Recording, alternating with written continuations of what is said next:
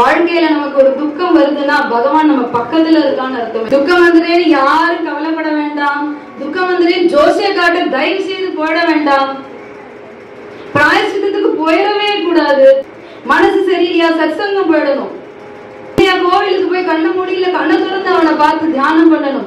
துக்கத்துக்கு பரிகாரம் பண்றோம், பிராயசித்தம் போறோம் அப்படின்னா அதெல்லாம் பெயின் கில்லர். அவ்வளவுதான். ஒரு வியாதி வந்துருச்சுன்னா பெயின் கில்லர் கொடுத்தா அப்படி சரியா போகும். அதுக்கான மருந்துன்னா கொடுக்கணும். அதனால துக்கம் வந்துடுச்சேன்னு யாரும் கவலைப்பட வேண்டாம். ஒரு அம்மா பிரார்த்தனை பண்ணினா கிருஷ்ணன்ட்ட, கிருஷ்ணா எனக்கு துக்கத்தையே கொடுத்து பிரார்த்தனை பண்ணினா. யாருக்கேன்னு தைரியம் இருக்கா? மெனக்கட்டு கிருஷ்ணன்ட்ட போய் எனக்கு துக்கத்தை கொடு கிருஷ்ணான்னு பிரார்த்தனை பண்ணினா குந்தி தேவி.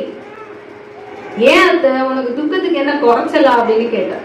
சொன்னாலாம் கிருஷ்ணா துக்கத்துலதான் உன்னை நினைக்கணும்ன்ற அந்த மனசு வருது கிருஷ்ணா அப்படின்னு தோன்றது. அதனால எனக்கு துக்கத்தையே கொடு.